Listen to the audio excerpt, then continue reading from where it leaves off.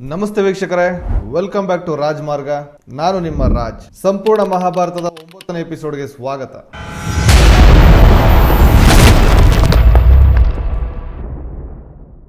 ಹಿಂದಿನ ಎಪಿಸೋಡ್ ಅಲ್ಲಿ ಕರ್ಣನ ಜನನ ಹೇಗಾಯ್ತು ಅನ್ನೋದ್ರವರೆಗೂ ನೋಡಿದ್ರೆ, ಆದ್ರೆ ಕುಂತಿ ಮರದ ಬುಟ್ಟಿಯಲ್ಲಿ ಆ ಎಳೆ ಕಂದಮ್ಮನ್ನ ನದಿಯಲ್ಲಿ ತೇಲಿ ಬಿಟ್ಟಾಗ ಆ ಬುಟ್ಟಿ ಎಲ್ಲಿಗೆ ಹೋಗಿ ತಲುಪ್ತು? ಕರ್ಣ ಮುಂದೆ ಹೇಗೆ ಬೆಳೆದು ದೊಡ್ಡವನಾದ ಈಗ ನೋಡೋಣ.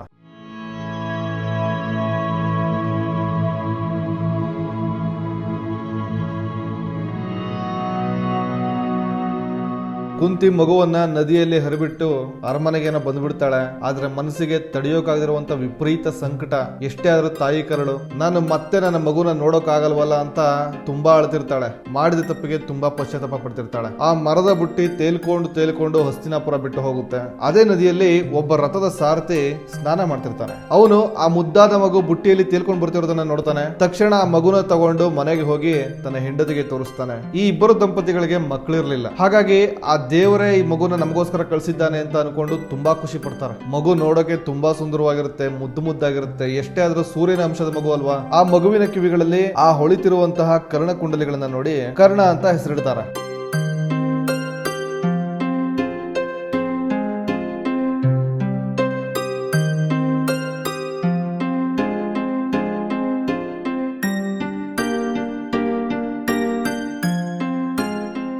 ಈಗ ಬ್ಯಾಕ್ ಟು ಹಸ್ತಿನಾಪುರದ ಕ್ರೀಡಾಂಗಣದ ಸೀನ್ಗೆ ಬಂದ್ರೆ, ಯಾವಾಗ ಕರ್ಣ ಮೈದಾನಕ್ಕೆ ಎಂಟ್ರಿ ಕೊಟ್ಟನೋ, ಅವನನ್ನ ನೋಡಿದ ತಕ್ಷಣ ಕುಂತಿಗೆ ಅವನ ಎದೆ ಮೇಲಿದ್ದ ರಕ್ಷಾ ಕವಚ, ಆ ಕರ್ಣ ಕುಂಡಲಿಗಳನ್ನ ನೋಡಿ ಇವನೇ ನಾನು ಅಷ್ಟು ವರ್ಷದ ಹಿಂದೆ ನದಿಯಲ್ಲಿ ತೇಲಿ ಬಿಟ್ಟ ಮಗು ಅಂತ ಗೊತ್ತಾಗುತ್ತೆ. ಕುಂತಿಗೆ ಖುಷಿ ಪಡ್ಬೇಕೋ ದುಃಖ ಪಡ್ಬೇಕೋ ಒಂದು ಅರ್ಥ ಆಗ್ತಿಲ್ಲ. ಆದ್ರೆ ನನ್ನ ಮಗ ಎಷ್ಟು ಎತ್ತರಕ್ಕೆ ಬೆಳೆದಿದ್ದಾನೆ, ಎಷ್ಟು ಚೆನ್ನಾಗಿ ಕಾಣ್ತಿದ್ದಾನೆ, ಎಷ್ಟೆಲ್ಲ ವಿದ್ಯೆಗಳನ್ನ ಕಲ್ತಿದ್ದಾನೆ ಅಂತ ತುಂಬಾ ಖುಷಿ ಆಗ್ತಿದೆ. ಇನ್ನೊಂದು ಕಡೆ ತನ್ನ ಮಗನನ್ನ ನೋಡಿದ ತಕ್ಷಣ ಅಪ್ಪುಕೊಂಡು ಮುದ್ದಾಡ್ಬೇಕು ಅನಿಸ್ತಿದೆ. ಆದ್ರೆ ಹಾಗೆ ಮಾಡೋಕ್ಕಾಗಲ್ಲ. ಯಾಕಂದ್ರೆ ಈ ವಿಷಯ ಕುಂತಿಗೆ ಬಿಟ್ರೆ ಬೇರೆ ಯಾರಿಗೂ ಗೊತ್ತಿಲ್ಲ. ಅವಳು ಯಾರ ಹತ್ರನೋ ಸೂರ್ಯನಿಂದ ಮಗು ಪಡೆದದ್ದನ್ನಾಗ್ಲಿ, ಆ ಮಗುನ ನದಿಯಲ್ಲಿ ತೇಲಿ ಬಿಟ್ಟಿದ್ರ ಬಗ್ಗೆ ಆಗ್ಲಿ ಇಲ್ಲಿವರೆಗೂ ಯಾರ ಹತ್ರನೂ ಹೇಳ್ಕೊಂಡಿರ್ಲಿಲ್ಲ. ಹೀಗೆ ಮಗನನ್ನ ಇಷ್ಟು ವರ್ಷಗಳ ಬಳಿಕ ನೋಡಿದ ಖುಷಿ ಒಂದ್ ಕಡೆ ಆದ್ರೆ, ತನ್ನ ತಾಯಿ ಪ್ರೀತಿನ ವ್ಯಕ್ತಪಡಿಸೋದಕ್ಕಾಗಲ್ವಲ್ಲ ಅನ್ನೋ ದುಃಖ ಇನ್ನೊಂದು ಕಡೆ. ಅವಳ ಭಾವನೆಗಳನ್ನ ತಡೆಯೋಕೆ ಆಗ್ತಿಲ್ಲ. ಸಾಧ್ಯವಾದಷ್ಟು ಮನಸ್ಸನ್ನ ಕಂಟ್ರೋಲ್ ಮಾಡ್ಕೋತಾಳೆ. ಆದ್ರೆ ಯಾವಾಗ ತನ್ನ ಇಬ್ಬರು ಮಕ್ಕಳು ಅರ್ಜುನ ಮತ್ತೆ ಕರ್ಣ ಒಬ್ಬರಿಗೊಬ್ರು ಪಂದ್ಯಕ್ಕೆ ಎದುರಾಗ್ತಿದಾರೋ, ಈಗ ಯಾರೇ ಗೆದ್ರೋ ಕಳ್ಕೊಳ್ಳೋದು ಮಾತ್ರ ಕುಂತಿ. ಅದು ತನ್ನ ಕಣ್ಣು ಮುಂದೆನೆ. ಇಬ್ಬರಲ್ಲಿ ಯಾರಿಗೆ ಹೆಚ್ಚು ಕಡಿಮೆ ಆದ್ರೂ ಸಹಿಸೋದಕ್ಕಾಗಲ್ಲ. ಅವರಿಬ್ರು ಯುದ್ಧ ಶುರು ಮಾಡ್ತಿದ್ದ ಹಾಗೇನೆ ನೋಡೋಕಾಗದೆ ತಲೆ ಸುತ್ತಿ ಮೂರ್ಛೆ ಹೋಗ್ಬಿಡ್ತಾಳೆ. ಸೇವಕಿಯರು ನೀರು ಚುಮ್ಕಿಸಿ ಕುಂತಿನ ಎಚ್ಚರಗೊಳಿಸ್ತಾರೆ. ಈಗ ಇಬ್ಬರ ನಡುವೆ ಕಾಳಗ ಶುರುವಾಗುತ್ತೆ. ಪಂದ್ಯದ ನಿಯಮದ ಪ್ರಕಾರ ಕೃಪಾಚಾರ್ಯರು ಮೈದಾನಕ್ಕೆ ಬಂದು ಮೊದಲು ಅರ್ಜುನನನ್ನ ಪರಿಚಯ ಮಾಡ್ತಾರೆ. ಅಂದ್ರೆ ಅರ್ಜುನ ಯಾರು, ಯಾರ ಮಗ, ವಂಶಾವಳಿ, ಹೀಗೆ ಪಂದ್ಯಕ್ಕೂ ಮುಂಚೆ ಆಟಗಾರರನ್ನ ಪರಿಚಯಿಸೋದು ಒಂದು ಪದ್ಧತಿ. ಈಗ ಕರ್ಣನ ವಂಶಾವಳಿ ಬಗ್ಗೆ ಕೇಳ್ತಾರೆ. ಕರ್ಣ, ನಿನ್ನ ವಂಶದ ಬಗ್ಗೆ ಹೇಳು. ಯಾರು ನೀನು, ಯಾವ ಸಾಮ್ರಾಜ್ಯದ ರಾಜ ನೀನು ಅಂತ ಕೇಳ್ತಾರೆ. ಆದ್ರೆ ಕರ್ಣ ಏನೂ ಮಾತನಾಡದೆ ಮೌನವಾಗಿಬಿಡ್ತಾನೆ. ಕರ್ಣನಿಗೆ ಒಂದು ರೀತಿ ಮುಜುಗರ ಆಗತ್ತೆ. ಏನು ಹೇಳಬೇಕು ಅಂತ ಗೊತ್ತಾಗ್ತಿಲ್ಲ. ಅವನ ಉಡುಗೆ ತೊಡುಗೆ ನೋಡಿದ್ರೆ ಗೊತ್ತಾಗುತ್ತೆ ಇವನು ರಾಜಮನೆತನಕ್ಕೆ ಸೇರಿದವನಲ್ಲ ಅಂತ. ಆದ್ರೆ ಕೃಪಾಚಾರ್ಯ ಮತ್ತೆ ಕೇಳ್ತಾರೆ, ಕರ್ಣ ನಿನ್ನನ್ನೇ ಕೇಳ್ತಿದ್ದೀನಿ, ಹೇಳು. ಈ ಪಂದ್ಯ ಸರಿಸಮಾನರ ಮನೆತನದ ನಡುವೆ ನಡೆಯುವಂತದ್ದು. ನೀನು ಯಾವ ರಾಜ ಪರಂಪರೆಗೆ ಸೇರಿದವನು ಹೇಳು. ಇಲ್ಲ ಅಂದ್ರೆ ನೀನು ಕುರುವಂಶದವರ ಜೊತೆ ಪಂದ್ಯಕ್ಕೆ ಇಳಿಯೋದಕ್ಕೆ ಅನುಮತಿ ಇರಲ್ಲ ಅಂತ ಹೇಳ್ತಾರೆ. ಕರ್ಣನ್ಗೆ ತುಂಬಾ ಅವಮಾನವಾಗುತ್ತೆ. ಏನು ಉತ್ತರ ಕೊಡೋಕಾಗದೆ ಮೈದಾನದಿಂದ ಹೊರಟು ಬಿಡೋಣ ಅಂತ ತಿರುಗ್ತಿರುವಾಗಲೇ ದುರ್ಯೋಧನ ಬರ್ತಾನೆ. ಕೃಪಾಚಾರ್ಯರೇ, ಒಬ್ಬ ಯೋಧನನ್ನ ಅವನ ಧೈರ್ಯ, ಶೌರ್ಯ, ಸಾಹಸಗಳಿಂದ ಅಳಿಬೇಕೆ ಹೊರತು ಮಾನೆತನದಿಂದಲ್ಲ. ಕರ್ಣ ಈಗಾಗಲೇ ಅವನ ಸಾಮರ್ಥ್ಯ ಏನು ಅಂತ ಎಲ್ಲರ ಮುಂದೆ ಸಾಬೀತು ಮಾಡಿದ್ದಾನೆ. ಅರ್ಜುನನಿಗಿಂತ ಯಾವ್ದ್ರಲ್ಲೂ ಕಡಿಮೆ ಇಲ್ಲ ಅನ್ನೋದನ್ನ ತೋರಿಸ್ಕೊಟ್ಟಿದ್ದಾನೆ. ಈ ಪಂದ್ಯಕ್ಕೆ ಅರ್ಹತೆ ಗಳಿಸೋಕೆ ಅಷ್ಟು ಸಾಕಲ್ವಾ? ನಿಮ್ಮ ಪ್ರಕಾರ ಅರ್ಜುನನನ್ನ ಎದುರಿಸೋದಕ್ಕೆ ರಾಜ ಮನೆತನದವರೇ ಆಗ್ಬೇಕು ಅನ್ನೋದಾದ್ರೆ ಈ ಕೂಡಲೇ ಈ ಕ್ಷಣನೇ ನನ್ನ ಸ್ನೇಹಿತ ಕರ್ಣನನ್ನ ಅಂಗದೇಶದ ರಾಜನನ್ನಾಗಿ ಘೋಷಿಸುತ್ತಿದ್ದೀನಿ ಅಂತ ಹೇಳಿ ತಕ್ಷಣ ಬ್ರಾಹ್ಮಣರನ್ನ ಕರೆದು ಅದೇ ಮೈದಾನದಲ್ಲಿ ಹಸ್ತಿನಾಪುರದ ಜನತೆ ಮುಂದೆ ಕರ್ಣನಿಗೆ ಕಿರೀಟವನ್ನು ಹಾಕಿ, ಇನ್ನು ಮುಂದೆ ನನ್ನ ಗೆಳೆಯ ಕರ್ಣ ಅಂಗದೇಶದ ರಾಜ ಅಂತ ಘೋಷಣೆ ಮಾಡ್ಬಿಡ್ತಾನೆ. ಕರ್ಣನ್ಗಂತೂ ಮಾತೆ ಬರ್ತಿಲ್ಲ, ಕಣ್ಣು ತುಂಬಿ ಬರ್ತಿದೆ. ಜಾತಿ ವಿಷಯ ಇಟ್ಕೊಂಡು ಇಷ್ಟು ದಿನ ಈ ಸಮಾಜ ಕರ್ಣನನ್ನ ತುಂಬಾ ತಿರಸ್ಕಾರದಿಂದ ನೋಡ್ತಾ ಅವಮಾನ ಮಾಡ್ತಾನೆ ಇತ್ತು. ಆದ್ರೆ ಒಬ್ಬ ರಾಜಕುಮಾರ ಯಾವುದ್ರ ಬಗ್ಗೆನೂ ತಲೆ ಕೆಡಿಸ್ಕೊಳ್ಳದೆ ವಿಶಾಲ ಹೃದಯದಿಂದ ನನ್ನನ್ನ ರಾಜ ಮಾಡ್ಬಿಟ್ನಲ್ಲ. ಹೇ ಗೆಳೆಯ ದುರ್ಯೋಧನ, ನಾನಿನ್ನ ಋಣವನ್ನ ಹೇಗೆ ತೀರಿಸಲಿ ಹೇಳು ಅಂತ ಕೇಳ್ತಾನೆ. ದುರ್ಯೋಧನ ಅವನ ಭುಜದ ಮೇಲೆ ಕೈ ಹಾಕಿ, ಕರ್ಣ ನಿನ್ನ ಸ್ನೇಹ ಬಿಟ್ಟು ನಿನ್ನಿಂದ ನನಗೆ ಯಾವುದೇ ಅಪೇಕ್ಷೆ ಇಲ್ಲ ಅಂತಾನೆ. ಈಗ ಕರ್ಣ ರಾಜ ಆದ. ಇವರ ಪದ್ಧತಿ ಪ್ರಕಾರ ಪಂದ್ಯಕ್ಕೆ ಅರ್ಹತೆಯನ್ನು ಗಿಟ್ಟಿಸ್ಕೊಂಡ. ಹಾಗಾಗಿ ಈಗ ಇಬ್ಬರ ನಡುವೆ ಪಂದ್ಯ ಶುರುವಾಗಬೇಕು. ಅರ್ಜುನ ಕರ್ಣ ಇಬ್ರು ರೆಡಿಯಾಗಿ ನಿಲ್ತಾರೆ. ಆಗ ಒಬ್ಬ ವಯಸ್ಸಾದ ವ್ಯಕ್ತಿ ಮೈದಾನಕ್ಕೆ ಬರ್ತಾನೆ. ಅವನು ಸಾಮಾನ್ಯ ಬಟ್ಟೆಗಳನ್ನ ಹಾಕಿರ್ತಾನೆ. ಕೈ ಮೇಲೆ ರಥದ ಸಾರಥಿಗಳಿಗೆ ಹಾಕುವಂತ ರುಜು ಇರುತ್ತೆ, ಅಂದ್ರೆ ಸ್ಟ್ಯಾಂಪ್. ಕರ್ಣ ಆ ವ್ಯಕ್ತಿಯನ್ನ ನೋಡಿದ ತಕ್ಷಣ ತನ್ನ ಬಿಲ್ಲು ಬಾಣನ ಪಕ್ಕದಲ್ಲಿ ಇಟ್ಟು ತಲೆಬಾಗಿ ವಂದಿಸ್ತಾನೆ. ನಂತರ ದುರ್ಯೋಧನನಿಗೆ ಹೇಳ್ತಾನೆ, ಇವರು ನನ್ನ ತಂದೆ ಅಧೀರಥ ಅಂತ. ಚಿಕ್ಕ ವಯಸ್ಸಲ್ಲೇ ನನ್ನನ್ನ ದತ್ತು ತಗೊಂಡು ಬೆಳೆಸೋರು ಅಂತ ಪರಿಚಯ ಮಾಡಿಕೊಟ್ಟು ನನ್ನ ಸ್ನೇಹಿತ ದುರ್ಯೋಧನನಿಗೆ ಧನ್ಯವಾದ ಹೇಳಿಯಪ್ಪ. ಈಗ ನಿಮ್ಮ ಮಗ ಕರ್ಣ ರಾಜ, ಅಂಗ ದೇಶದ ರಾಜ.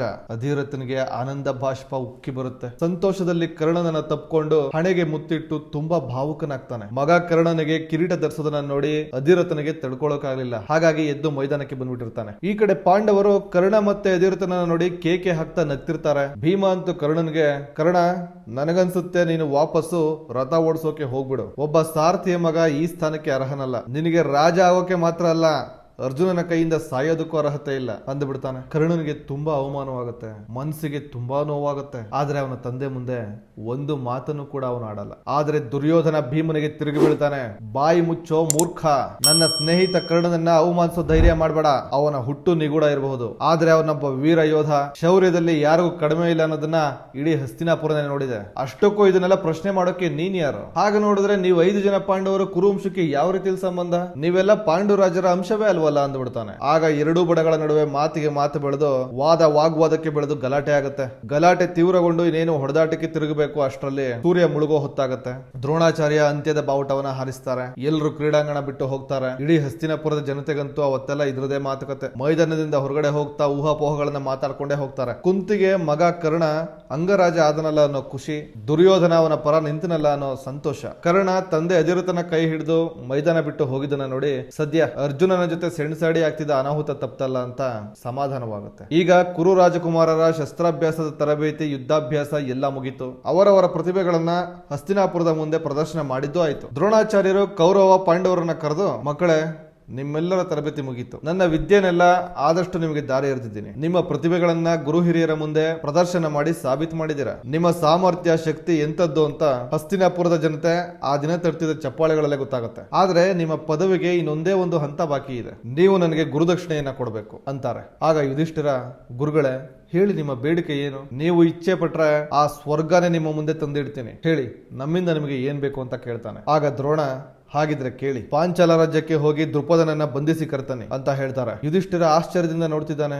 ಆಗ ದ್ರೋಣಾಚಾರ್ಯ, ನೀವು ಆಶ್ಚರ್ಯದಿಂದ ನೋಡೋದ್ರಲ್ಲಿ ಅರ್ಥ ಇದೆ. ಆದ್ರೆ ನಾನ್ ಯಾಕೆ ಇಂತ ವಿಚಿತ್ರ ಬೇಡಿಕೆನ ಇಡ್ತಿದ್ದೀನಿ ಅಂದ್ರೆ, ನಾನು ಚಿಕ್ಕವನಾಗಿದ್ದಾಗ ಋಷಿ ಅಗ್ನಿವೇಶರ ಗುರುಕುಲದಲ್ಲಿ ವಿದ್ಯಾಭ್ಯಾಸ ಮಾಡ್ತಿದ್ದೆ. ಅದೇ ಗುರುಕುಲದಲ್ಲಿ ಪಾಂಚಾಲ ರಾಜದ ದ್ರುಪದ ಕೂಡ ಇದ್ದ. ನಾವಿಬ್ರು ತುಂಬಾ ಒಳ್ಳೆ ಸ್ನೇಹಿತರಾಗಿದ್ವಿ. ನನ್ನ ಆತ್ಮೀಯ ಸ್ನೇಹಿತ ಅಂದ್ರೂ ತಪ್ಪಾಗಲ್ಲ. ಒಂದು ದಿನ ದ್ರುಪದ ನನಗೆ, ದ್ರೋಣ ನೀನು ನನ್ನ ಪ್ರೀತಿಯ ಆತ್ಮೀಯ ಸ್ನೇಹಿತ, ನಿನಗೋಸ್ಕರ ನಾನು ಏನ್ ಬೇಕಾದ್ರೂ ಮಾಡ್ತೀನಿ. ನಾನು ಮಾತು ಕೊಡ್ತಿದ್ದೀನಿ, ಮುಂದೆ ನಾನು ಪಾಂಚಾಲ ರಾಜ ಆದಾಗ ನನ್ನ ಅರ್ಧ ರಾಜ್ಯವನ್ನೇ ನಿನಗೆ ಕೊಡ್ತೀನಿ ಅಂತ ಹೇಳ್ದ. ಆಗ ನಾನು, ದ್ರುಪದ ನೀನು ಭಾವೋದ್ವೇಗಕ್ಕೆ ಒಳಗಾಗಿ ಮಾತಾಡ್ತಿದೀಯ, ಖಂಡಿತ ಈ ಮಾತನ್ನ ನೀನು ಮರ್ತು ಬಿಡ್ತೀಯ ಅಂತ ಹೇಳ್ದೆ. ಆಗ ದ್ರುಪದ, ದ್ರೋಣ ನಾನು ದ್ರುಪದ, ಪಾಂಚಾಲ ರಾಜಕುಮಾರ, ನಾನು ಯಾವತ್ತಿಗೂ ಮಾತಿಗೆ ಬದ್ಧನಾಗಿರ್ತೀನಿ ಎಂದ. ಆಗ ನಾನು, ಸರಿ ಹಾಗಿದ್ರೆ ಮುಂದೆ ಆ ಸಮಯ ಬಂದಾಗ ನನ್ನ ಪಾಲ್ದಾರಕ್ಕೆ ಕೇಳ್ತೀನಿ ಬಿಡು ಅಂತ ಹೇಳಿ ಸುಮ್ನಾದೆ. ನಮ್ಮಿಬ್ಬರ ವಿದ್ಯಾಭ್ಯಾಸ ಮುಗಿತ್ತು. ದ್ರುಪದ ಕೂಡ ಪಾಂಚಾಲ ರಾಜನಾಗಿ ಪಟ್ಟಕ್ಕೇರ್ದ. ನಾನು ಆಧುನಿಕ ಶಸ್ತ್ರಾಸ್ತ್ರಗಳ ವಿದ್ಯಾಭ್ಯಾಸವನ್ನ ಪಡೆದೆ. ಆದ್ರೆ ನಾನು ಕಲಿತ ವಿದ್ಯೆಯಿಂದ ನಾನು ಜೀವನ ಸಾಗಿಸೋದಕ್ಕೆ ಸಹಾಯ ಆಗ್ಲಿಲ್ಲ. ನಾನು ತುಂಬಾ ಬಡತನದಿಂದ ಬಳಲ್ತಿದ್ದೆ. ನನ್ನ ಕುಟುಂಬನ ನೋಡ್ಕೊಳ್ಳೋದು ಕೂಡ ಕಷ್ಟ ಆಗ್ತಿತ್ತು. ನಂತರ ದ್ರುಪದ ನನಗೆ ಕೊಟ್ಟಿದ್ದ ಮಾತನ್ನ ನೆನಪಿಸಿಕೊಂಡು ಪಾಂಚಾಲ ಅರಮನೆಗೆ ಹೋಗಿ, ಗೆಳೆಯ ನಾನು ನನ್ನ ಪಾಲುದಾರಿಕೆಯನ್ನ ಸ್ವೀಕರಿಸೋಕೆ ಬಂದಿದ್ದೀನಿ ಅಂದೆ. ದ್ರುಪದ ಆಶ್ಚರ್ಯವಾಗಿ, ನೀನ್ ಯಾರು, ಯಾವುದ್ರ ಬಗ್ಗೆ ಮಾತಾಡ್ತಿದ್ಯಾ ಅಂತ ಕೇಳ್ಬಿಟ್ಟ. ಆಗ ನಾನು, ದ್ರುಪದ ನನ್ನ ಗುರುತು ಸಿಕ್ತಿಲ್ವಾ? ನಾನು ನಿನ್ನ ಆತ್ಮೀಯ ಸ್ನೇಹಿತ ದ್ರೋಣ ಅಂತ ಹೇಳಿದೆ. ಅವನು ಒಂದು ಕ್ಷಣ ನನ್ನನ್ನ ದಿಟ್ಟಿಸಿ ನೋಡ್ತಾ ಗಮನಿಸಿ, ಓ ದ್ರೋಣ ನೀನ, ಏನಾಗಿದೆ ನಿನಗೆ? ನಿನ್ನನ್ನ ಗುರ್ತು ಹಿಡಿಯೋದೇ ಕಷ್ಟವಾಗ್ತಿದೆಯಲ್ಲ ಅಂದ. ಆಗ ನಾನು, ಗೆಳೆಯ ದ್ರುಪದ, ನಾನು ತುಂಬಾ ಕಷ್ಟದ ದಿನಗಳನ್ನ ಎದುರಿಸ್ತಿದ್ದೀನಿ, ಬಡತನದ ಬೇಗೆಯಿಂದ ಬೇಯ್ತಿದ್ದೀನಿ ಅಂತ ಹೇಳಿದೆ. ಅದಕ್ಕವನು, ನೀನು ಬ್ರಾಹ್ಮಣ, ಬಡವನಾಗಿರೋದ್ರಲ್ಲಿ ಆಶ್ಚರ್ಯ ಏನಿಲ್ಲ. ಅದಿರ್ಲಿ, ಇಲ್ಲಿಗೆ ಬಂದಿದ್ದು ಯಾಕೆ? ಯಾವ ಪಾಲ್ದಾರಿಕೆ ಬಗ್ಗೆ ಮಾತಾಡ್ತಿದ್ಯಾ ಅಂತ ಕೇಳ್ದ. ಆಗ ನಾನು, ಗೆಳೆಯ ನೀನ್ ಕೊಟ್ಟಿದ್ದ ಮಾತನ್ನ ಮರ್ತು ಬಿಟ್ಟಿಯಾ? ನೀನು ಪಾಂಚಾಲ ರಾಜ ಆದಾಗ ನನಗೆ ಅರ್ಧ ರಾಜ್ಯವನ್ನ ಕೊಡ್ತೀನಿ ಅಂತ ಮಾತು ಕೊಟ್ಟಿದ್ದೆ. ಹಾಗಾಗಿ ನನ್ನ ಪಾಲುದಾರಿಕೆಯನ್ನ ಸ್ವೀಕಾರ ಮಾಡೋದಕ್ಕೆ ಇಲ್ಲಿಗೆ ಬಂದಿದ್ದೀನಿ ಅಂತ ಹೇಳಿದ್ರೆ ಅವನು ಜೋರಾಗಿ ನಗ್ತಾ, ನಾನ್ ನಿನಗೆ ಅರ್ಧ ರಾಜ್ಯ ಕೊಡ್ತೀನಿ ಅಂತ ಮಾತು ಕೊಟ್ಟಿದ್ನ? ಇಲ್ಲ ಇಲ್ಲ, ನೀನ್ ಸುಳ್ಳು ಹೇಳ್ತಿದೀಯ. ನಾನ್ ನಿನಗೆ ಅಂತ ಯಾವ ಮಾತನ್ನು ಕೊಟ್ಟಿಲ್ಲ. ಇನ್ನೊಂದು ವಿಷಯ, ನೀನ್ ನನ್ನನ್ನ ಗೆಳೆಯ ಅಂತ ಕರಿಬೇಡ. ನಾವಿಬ್ರು ಋಷಿ ಅಗ್ನಿವೇಶರ ಗುರುಕುಲದಲ್ಲಿ ಒಟ್ಟಿಗೆ ವಿದ್ಯಾಭ್ಯಾಸ ಮಾಡಿರ್ಬೋದು, ಆದ್ರೆ ನೀನೊಬ್ಬ ಸಾಮಾನ್ಯ ಬ್ರಾಹ್ಮಣ. ನಾನು ಪಾಂಚಾಲ ರಾಜಕುಮಾರ. ಯಾವತ್ತು ನೆನ್ಪಿಟ್ಕೋ, ಸಮಾನ ಅಂತಸ್ತು ಇರೋರು ಮಾತ್ರ ಸ್ನೇಹಿತರು ಅಂತ ಹೇಳಿ ಜೋರಾಗಿ ನಕ್ಕದ. ಅವನ ಜೊತೆ ಸಭೆಯಲ್ಲಿದ್ದ ಎಲ್ಲರೂ ನಕ್ಬಿಟ್ರು. ಅವ್ರು ಕೇಕೆ ಹಾಕ್ತಿದ್ದ ನಗುವಿನ ಶಬ್ದ ನನ್ನ ಎದೆಯಲ್ಲಿ ಜ್ವಾಲಾಮುಖಿಯನ್ನೇ ಸೃಷ್ಟಿ ಮಾಡ್ತು. ಆ ದಿನ ನನಗೆ ಎಷ್ಟು ಅವಮಾನ ಆಯ್ತು ಅಂದ್ರೆ ಒಂದು ಕ್ಷಣ ಅಲ್ಲಿ ನಿಲ್ಲೋದಕ್ಕಾಗ್ಲಿಲ್ಲ. ಸ್ನೇಹಿತ ಅನ್ನೋದನ್ನ ನೋಡದೆ ಎಲ್ರ ಮುಂದೆ ಕೇವಲವಾಗಿ ಮಾತಾಡ್ಬಿಟ್ಟ. ಅವರೆಲ್ಲ ನಗ್ತಿದ್ರೆ ನನಗೆ ಕತ್ತು ಹಿಸುಕದ ಹಾಗೆ ಅನುಭವ ಆಗ್ತಿತ್ತು. ಆ ದಿನ ನನ್ನೊಳಗಡೆ ಅವನ ಮೇಲೆ ವಿಪರೀತ ದ್ವೇಷ ಹುಡ್ತು. ನಾನು ಅವತ್ತೇ ಅವನ ಕಣ್ಣಲ್ಲಿ ಕಣ್ಣಿಟ್ಟು, ದ್ರುಪದ ನೀನು ಮಾಡಿದ ತಪ್ಪು ತಪ್ಪಿಗೆ ಒಂದು ದಿನ ದೊಡ್ಡ ಬೆಲೆಯನ್ನೇ ತೆರಬೇಕಾಗತ್ತೆ ಅಂತ ಹೇಳಿ ಅಲ್ಲಿಂದ ಹೊರಟುಬಿಟ್ಟೆ. ಆ ದಿನದಿಂದ ನಾನು ದ್ರುಪದನ ಮೇಲೆ ಸೇಡು ತೀರಿಸಿಕೊಳ್ಳೋದಕ್ಕೆ ಅವಕಾಶಕ್ಕಾಗಿ ಕಾಯ್ತಿದ್ದೀನಿ. ಆ ದಿನ ಇವತ್ತು ಬಂದಿದೆ. ನನಗೆ ಗೊತ್ತು ನೀವು ನನ್ನ ಇಚ್ಛೆಯನ್ನ ಪೂರೈಸ್ತೀರಾ ಅಂತ. ಅದೇ ನೀವು ನನಗೆ ಕೊಡೋ ಗುರುದಕ್ಷಿಣೆ ಅಂತ ಹೇಳ್ತಾರೆ. ತಕ್ಷಣ ದುರ್ಯೋಧನ ಉತ್ಸುಕನಾಗಿ, ಗುರುದೇವ, ನಿಮ್ಮ ಇಚ್ಛೆ ನಮ್ಮ ಗುರಿ. ಆ ಅಹಂಕಾರಿ ದ್ರುಪದನನ್ನ ಸೆರೆ ಹಿಡಿದು ತಂದು ನಿಮ್ಮ ಕಾಲು ಕೆಳಗಡೆ ಇಡ್ತೀನಿ ಅಂತ ಹೇಳಿ ರಥವನ್ನ ಏರಿ ತನ್ನ 100 ಜನ ತಮ್ಮಂದಿರನ್ನ ಕರ್ಕೊಂಡು ಹೊರಟೇ ಬಿಡ್ತಾನೆ. ಆದ್ರೆ ಅಲ್ಲಿ ನಡೆಯೋದೇ ಬೇರೆ. ಮುಂದೆ ಪಾಂಡವರ ಹೆಂಡತಿ ಆಗೋದು ದ್ರೌಪದಿ ಅಂತ ನಿಮ್ಗೆ ಮೊದಲೇ ಗೊತ್ತಲ್ವಾ? ಆ ದ್ರೌಪದಿ ಬೇರೆ ಯಾರು ಅಲ್ಲ, ಈ ದ್ರುಪದನ ಮಗಳೇ. ದುರ್ಯೋಧನ ದ್ರುಪದನ ಎದುರುಗಡೆ ಹೋಗಿ ಗೆದ್ನ.